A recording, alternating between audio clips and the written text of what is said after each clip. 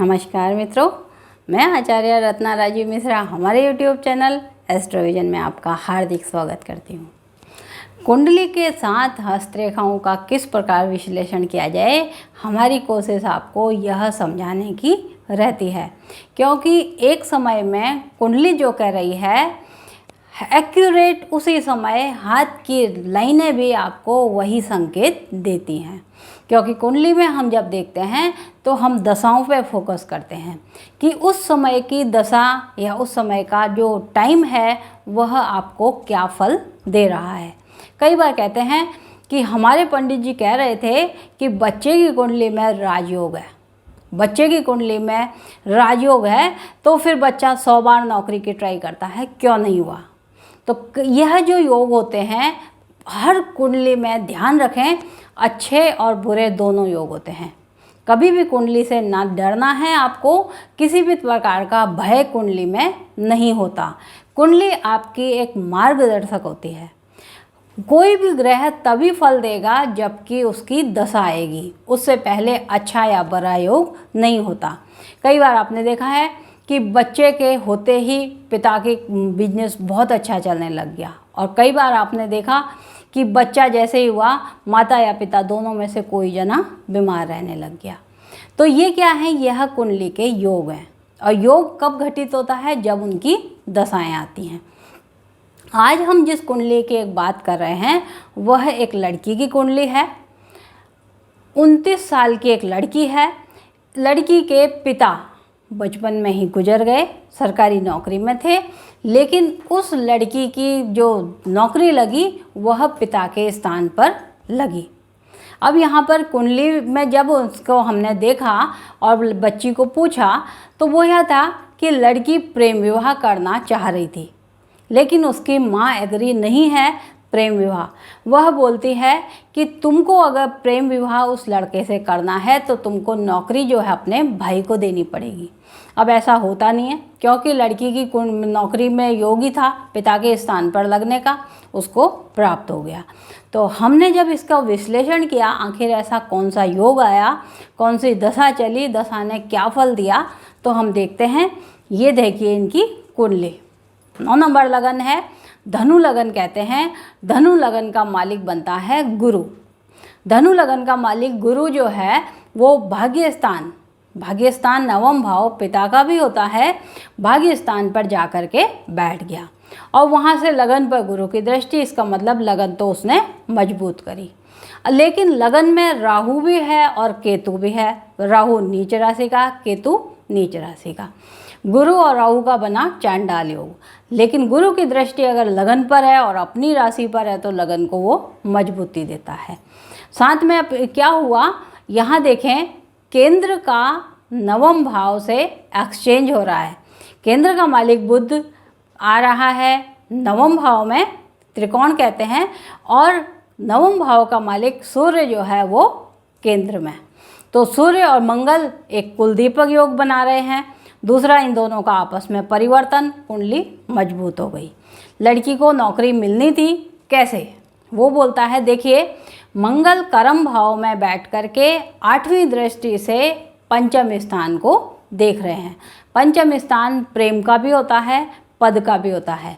तो यहाँ पर जब भी मंगल 1 नंबर यानी मेष राशि को देखता है तो वह किसी स्थान को आपको देता है। इसको कहते हैं मंगल सेनापति है, चुगली भी करता है, तो वह इनको पद, इनने क्या किया, पिता का पद दिलवाया।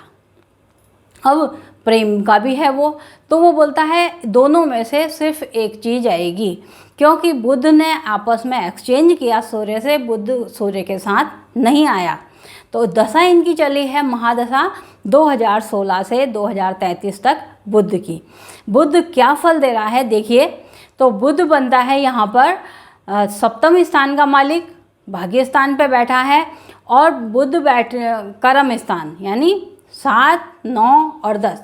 7 यानी विवाह, 9 यानी भाग्य स्थान, या हम कहते हैं पद का भी, पिता का भी, और कर्म स्थान यानी वो विवाह, पद और कर्म स्थान की बात कर रहा है। दूसरा, बुध के पास पावर क्या होगी कि बुध जिसकी राशि में बैठा है, तो बुध सूर्य की राशि में बैठा है। सूर्य 10 और 11 यहाँ का मालिक बनता है। तो 10 और 11 का ही फल 10, 9 और 10 यहाँ का ही फल देगा, 11 का नहीं। तो यहाँ पर 9 और 10 का फल, 9 यानी पद, 11 नंबर कार्यक्षेत्र। बुध की दृष्टि कहाँ आई? तीसरे घर में। बुध ने कहा, माता ने कहा अपने भाई बहन को दो, तुम अगर नौकरी छोड़ो तो तुम प्रेम विवाह करना। बुध तीसरे भाव को दृष्टि देख रहा है। बुध के अंदर शुक्र की अंतर्दशा इनको लगी 2020 से। तो यहाँ पर शुक्र इनको क्या फल दे रहा है, तो हम शुक्र को देखते हैं। शुक्र छठे स्थान का मालिक 8वें स्थान पे बैठा और प्राप्ति 6, 8, 11, नौकरी, टेंशन, प्राप्ति, नौकरी, टेंशन, प्राप्ति। यह तो हमने कहा नौकरी कष्ट से प्राप्ति, पिता को कष्ट आया फिर इनको मिली। अब इनकी नौकरी में फिर टेंशन आ गया कि तुम या तो अपना प्रेम विवाह मत करो या फिर नौकरी छोड़ो। तो शुक्र बोलता है 6, 8, 11, लेकिन शुक्र कहाँ बैठा? 8वें घर में, चंद्रमा की राशि पर, चंद्रमा तीसरे घर में। 3 और 8 भाई बहन से टेंशन। शुक्र की दृष्टि कहाँ गई? कुटुंब स्थान पर। तो वो बोलता है धन स्थान में या तो नौकरी में टेंशन या फिर इनको विवाह में टेंशन। तो सबसे पहले हमने इनको बोला कि यह जो कुंडली है वह केतु, सप्तम स्थान में केतु विवाह स्थान को बिगाड़ रही है। तो यहाँ पर इनको क्या करना चाहिए? पहले उपाय करने चाहिए। विवाह से पूर्व अगर उपाय करते हैं तो इनकी शादी अच्छी रहेगी, कहीं पे कोई चिंता नहीं आएगी। धन इनकी स्थिति अच्छी है। तो हम इनके हाथ का विश्लेषण करके बताते हैं क्या एक हानि होगी। अगर हम बोलते हैं हानि कौन सी, क्या इनकी नौकरी जाएगी या फिर इनके विवाह में बाधा आएगी। देखिए यह रहा इनका हाथ। हाथ में जब तर्जनी अंगुली नुकीली हो और नीचे से फूली हुई हो, वो शुक्र की प्रधानता बताता है। लड़की को प्रेम में टेंशन आनी है। अब यहाँ बोल रहा है कि तर्जनी और अनामिका लगभग बराबर हैं, वह कोई गलत काम नहीं करेगी अगेंस्ट माता पिता के जाकर के। अब यहाँ पे जो मुख्य साइन हम हाथ में देखते हैं, अंगूठे के मध्य में जो यव है वह खंडित है। 31वें वर्ष वो खंडित हो रहा है। 31वें वर्ष में इनको धन की या परिवार की बड़ी हानि दिखाई देती है। यव का खंडित होना समय भी बताता है कब होगा, तो वो बोल रहा है 29, 30 या फिर 30, 31 में इनको हानि होगी। बहुत गौर करने वाली बात है, इनकी लाइफ लाइन अगर आप देखो, जीवन रेखा का अंतिम भाग दीप से बंद है, जो पितृ प्रभाव, पिता की स्थिति पर कहीं ना कहीं प्रभाव बता रहा है। 10वें घर में इनके सूर्य था। सूर्य 10वें घर का कारक भी होता है। तो कई बार उत्तराषाढ़ा नक्षत्र में भी है, त्रिखल दोष बन गया कि या तो पिता का सुख या राज सुख। अब यहाँ पर वो पितृ दोष भी बना रहा है। आगे देखें इनकी मस्तिष्क रेखा माँ से टेंशन क्यों आई, क्योंकि मस्तिष्क रेखा सीधी जाते जाते नीचे को आ रही है और उसके ऊपर ट्रायंगल बना हुआ है। लेकिन अगर गौर करने वाली बात है, जीवन रेखा से एक शाखा निकल के मस्तिष्क रेखा पर दीप बना रही है। इसका मतलब माँ से इनको कहीं ना कहीं हानि दिखाई दे रही है। विवाह रेखा ऊंची है। अगर हम बोलें 31 के बाद ही विवाह हो तो बढ़िया। तो ये बोलता है कि विवाह रेखा काफ़ी ऊंचाई पर है, तो विवाह में विलंब दिखाई देता है। अब इनको अगर हम यहाँ पे एक और बात करें कि क्या जीवन में स्ट्रगल रहेगा, इतना सब कुछ है। तर्जनी अंगुली पर चक्र भी है, लेकिन अनामिका पर जो राजयोग चाहिए होता है, जो सरकारी लाभ चाहिए होता है, वहाँ पर चक्र नहीं है। इनके खुद के प्रयास से, मेहनत से सरकारी नौकरी नहीं आई, तो आगे वो इनको क्या फल देगा।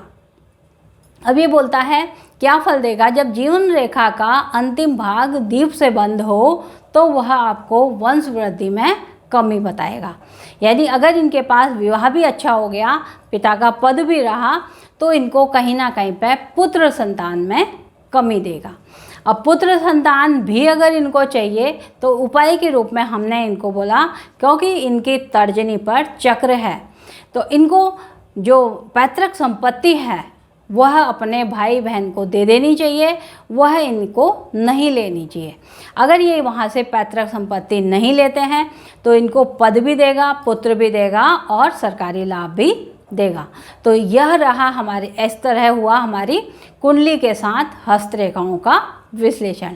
समस्या है अगर आपकी कोई, तो समाधान हम बता सकते हैं।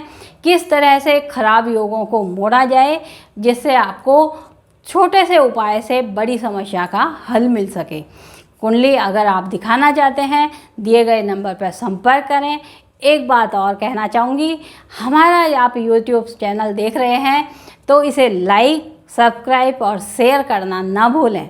ज़्यादा से ज़्यादा हम चाहते हैं कि आप कुंडली किस प्रकार हस्तरेखाओं के साथ देखी जाए सबको आनी चाहिए। आज के लिए इतना ही। नमस्कार।